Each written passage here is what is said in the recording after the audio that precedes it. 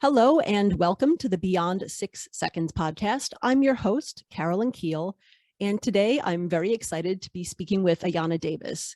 She's also known as Phenomenally Autistic on social media. She's an autism advocate who was born and raised in Westchester County, New York. Along with being autistic, she has survived over 300 seizures, is living with chronic illnesses, and has 3 autoimmune diseases. But she doesn't let that stop her from spreading her messages of self-love, joy, equality, diversity, inclusion, and autism awareness and acceptance through the arts. She's also a children's book illustrator, designer, former choreographer, and lover of all performing arts. Ayanna, welcome to the podcast. Hello. It's so nice to talk with you. I'm really interested to hear your stories. Tell me about how you got your autism diagnosis. What was that process like? I was in the hospital for issues that had nothing to do with autism. My doctors saw that I wasn't really connecting with anybody. Like I always say, they noticed I was different. So they spoke to my dad and they were like, we want to have her evaluated. So we did they did the evaluation. They brought like an outside team in and they did the evaluation. And a few days later, the evaluation, by the way, is it's not easy. It's long. Like they let me take breaks, but it was really hard. And they spoke to my dad about it, asking him like what kind of child I was and how was I when I was a child. And then they came back a few days later and they sat down with me, my dad, my treatment team, and that's basically when we found out that I was autistic. Mm-hmm. Did it surprise you to find out? It didn't surprise me because it was mentioned before with a regular therapist, but he didn't like do anything to help me find out if I was. So I really didn't think nothing of it. I was just like, okay, whatever. And I just moved on with my life. And so it wasn't a surprise, but it wasn't what I wanted to hear. Mm-hmm. What was it like growing up as a Black girl with undiagnosed autism? Yeah, it was interesting. It wasn't very fun, but I didn't have a horrible childhood. As you know, I was always involved in some type of arts, and I feel like that's what saved me. Mm-hmm. But being the quiet, the shy, I'm not shy. I'm introverted, but I'm not shy. Not having a lot of friends, not trying to make friends because I was like terrified of like human interactions, having a hard time with the noises and people saying she's picky, she needs to eat more because we didn't know that I was just having like touch aversion, taste aversion, smell sensitivities, which most autistic people do. So it was definitely challenging. And in the back of your mind, you're always like, well, what's wrong with me? Why am I like this? So it was a lot of me hearing myself asking in the back of my head, what's wrong with me? Why am I like this? Did you feel like you had to mask or hide parts of yourself when you were growing up? Yes, I did mask. And for those who don't know what autistic masking is, it's just basically trying to conceal your autism traits to appear more neurotypical, which is another reason why girls are not diagnosed as much as boys or as soon as boys, because girls have better masking skills. So I was always masking unless I was just like home where I could just be myself and didn't have to worry about making other people feel uncomfortable or people saying, oh, what's wrong with her? Why is she acting like that? So I pretty much masked my entire childhood. Mm-hmm. I didn't know I was doing it at the time. Yeah, it's funny that sometimes we don't realize that we're even doing it. It's just so ingrained or deep in our minds. Yeah. Wow. What kind of supports did you get growing up? Did you get any kind of supports in school or elsewhere, or was it just sort of just trying to fit in and manage things as they come? You mean like special support from school? Yeah, like, I don't know, anything around like, sensory. No, not at all. I went to school every day and was tortured by all the noise and all the sensory overload because I'm a millennial, so it's just like nobody thought of autism at that time, especially in Black girls. So it was just like go to school every day, deal with the noise, get through your day, wake up and do it again the next day. Mm-hmm. So it like because it was just like something that nobody really ever heard of as far as like everybody that I knew, my parents and their parents. So, and also I was an artist, and a lot of artists stay to themselves and just like to be left alone so they can create art. So it was a lot of reasons why. Sometimes people were just like, oh well, she's an artist, leave her alone. She's Mm. fine, leave her alone. And even it was the same thing in school. My favorite teacher was my art teacher, my drama teacher. So it was just like art, thank you. Mm. Yeah. So it sounds like you discovered your passion for the arts pretty early in your childhood. Yes, actually before I started school, I was about 3 years old, and I would always find one of my dad's legal pads, and because he had all types of meetings and things that he organized for his shows, and he said he would get to his meetings, open up his pads, and I had like drew pictures all over his notes. And he said one particular incident that he remembers, he took me for a ride because I had a lot of energy. And he was like, oh, maybe she'll relax. We went past a building, and he said that like when I got home, I drew the building with like the same amount of number of windows as the building that we went past. Wow. He told me later on, and when I got older, he was like, I was so freaked out. I went back to the building and I had your picture with me and I counted the windows. So it's always been like a way for me to escape and not deal with the reality that I didn't understand. Mhm. Wow, that's really amazing. And you're really involved with all kinds of arts. So, visual arts like Yeah. drawing, but also performing arts and dancing. Mhm. And yeah, so I guess do you have a particular favorite type of art, whether it's visual, performing, or just sort of everything? I like digital art, which Mhm. is visual, but it's tough because like I'm a theater lover. I did plays when I was younger, and I actually wrote a play when I was younger too. So it's hard if I had to choose a favorite, but those would be my two favorites. Mhm. No, that is so cool. So, and you continue to be involved in the arts, in a lot of Yeah. different projects. So, yeah, and I understand we mentioned in your bio that you're a children's book illustrator. So, how did you get into illustrating for children's books? I did a calendar with a publisher, and the publisher, she spoke to me. She had a small boutique company, and she asked me, she was like, do you want to do a children's book to match your calendar? And I was like, sure, like as long as I was able to draw, I was like, okay, sure, let's go for it. And then I ended up getting like a really good literary agent. He doesn't do it anymore, so I'm not like with him. But once I started like posting and people started seeing it, I've actually illustrated more than 17 books, but you know how everything that you do doesn't work out. So, but there are 17 that are published. So I did my book first to match my calendar. It's not in print anymore, but that was kind of how it started. And then the literary, like kid illustration industry is very small. So then people would just start reaching out, asking if I could be involved in their project. And that was kind of how it happened. I never really went out looking for it. It kind of found me. Wow, that's great. And you have a social media presence. We mentioned before, phenomenally autistic, where Yeah. you share your art, all kinds of art, and you also share your autism advocacy as well. So, is that how people Yeah. usually find you and connect with you, or how do you meet people through? How do I meet people for my art? Yeah, for art. I post a lot of my art online, or they'll see a book that I've done and they'll find me that way. So it's mostly through social media. I don't know how people used to find me Yeah.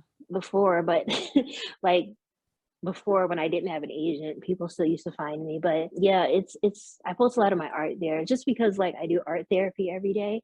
Hmm. So I always have like a lot of illustrations. So I just like put them on my Instagram story most of the time. I have a few drawing videos on TikTok, but I haven't put one up in a while. I don't know why. But yeah, people usually find me through social media. Yeah.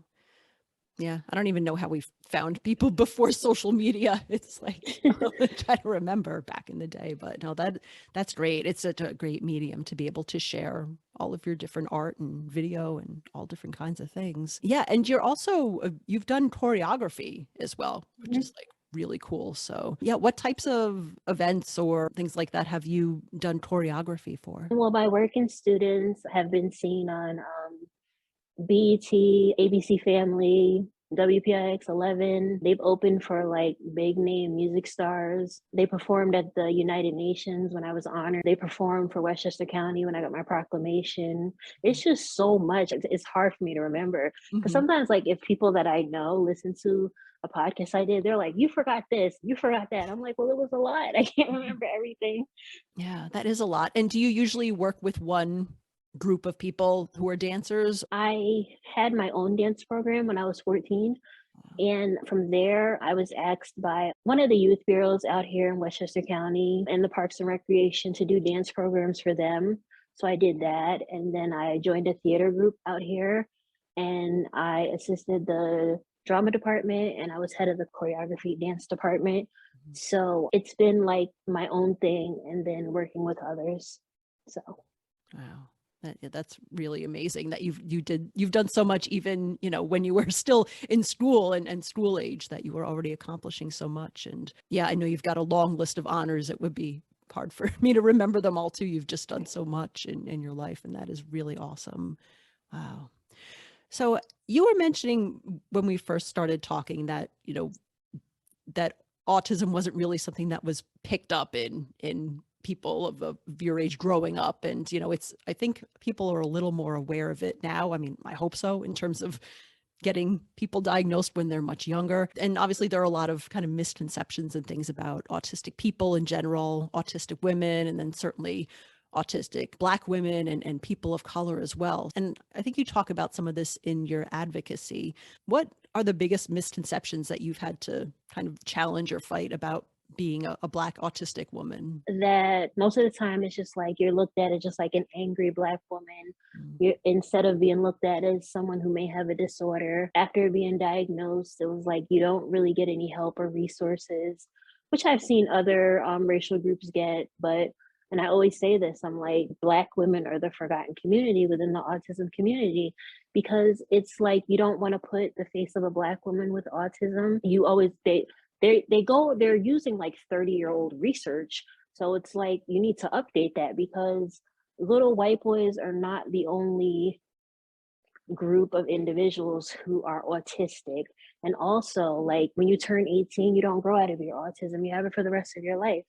But the biggest stereotype that I do get is that like Black girls, Black women, they're not autistic. So Oh. that's why a lot of Black women and girls go undiagnosed for so long, if they're even given a diagnosis as well, because the healthcare industry, they really don't have a lot of respect for Black women either. I've seen people who have gone to get tested for autism, and they've been like labeled bipolar and schizophrenic. And just as an autistic and person myself, I can look at them and be like, I know that's not what the problem is. Mhm.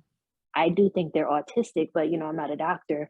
But it's just like it is hard to get diagnosed as a adult Black woman, even a Black child, because I was in school, nobody said anything, Yeah, and it's something, especially with the healthcare system in general. There's just so much bias and racism and sexism Yeah. sort of wound into Yeah. it in general, and then especially it touches on autism just as it touches on all other things. Yeah, and you mentioned that you also live with several other chronic conditions and autoimmune illnesses. How has that impacted your life, sort of along with your autism and how you do things, live day? Well, how I live day to day is just what you said, living day to day and taking it one day at a time, remaining grateful, always trying to, look at the bright side of things, even when others may not see there's any type of bright side, there's always a bright side. So, like I haven't been hospitalized for months at a time in almost 2 years. So, like, I've been to the hospital and I've been to the ER, but I haven't been hospitalized for long periods of time like I had been years ago. So like to me, that's bright. That's the bright side. So getting through day to day is what helps me, being mindful, which I learned from cognitive behavioral therapy, to be mindful. If you can control yourself in the moment and live moment to moment, your day will be a lot easier. And I learned that from cognitive behavioral therapy. Oh. Yeah, being present, I guess that can help Yeah. a lot of us not, worrying too much about the future or about the Yeah. past as much as we can. I'm just thinking during the pandemic, because I know just access to healthcare in general has been really challenging, especially, for the past 2 years of the pandemic, and access is tough. How has the pandemic been in general for you? Has it changed how you live and practice your art day to day? It hasn't affected my art. If anything, it's made me do it more, because at one point I was kind of really kind of neglecting it. I was just kind of like existing. I wasn't really living. So like the pandemic kind of like showed me that there are things that you can do to get through this pandemic. So I turned back to my art. It was a hard adjustment because, being autistic, we thrive off a routine. Mhm. So then, the pandemic comes in and there is no routine. Like something's changing every week, what you can do, what you can't do. So it was definitely an adjustment. It's like now we're kind of in the phase like, okay, we're all sick of this one. Is this going away? Mhm. But I've made more art during the pandemic than I had in a very long time. Mhm. Oh, yeah. I mean, that's great, especially, and you mentioned one of your favorite mediums is digital art. So I guess that translates Yes. well for this time in history. Oh, absolutely. Hmm. Yeah.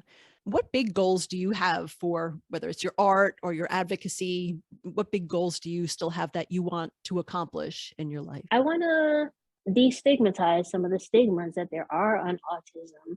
Um, People don't really know a lot about it. They only know what they've heard or what they've seen on TV. Like people are like, "Oh, I saw Rain Man." Okay, well, I'm not Rain Man, and Yeah. every autistic person isn't Rain Man. So just Mhm. like some of the stigmas, I feel we need to do away with, especially because every autistic person is different.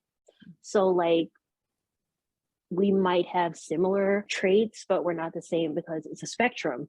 And I Mhm. always say that to people. I'm like, you do know how big a spectrum is? So it's definitely to, speak up for more acceptance and try to get rid of some of those stigmas because some of them are kind of hurtful.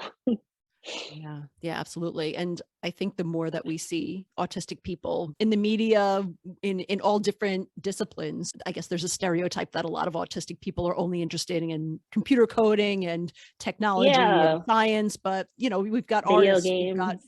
yeah, video games exactly. But we've got artists and writers and musicians and people working in the government, like all kinds of fields, and it's important to see that. And it sounds like that, by having a strong social media presence, that people can kind of see your example in all of the great art you're creating. And, this is one of many things that autistic people can do. And, as you said, it's a spectrum, and we're all Yeah. different. So we all have different talents.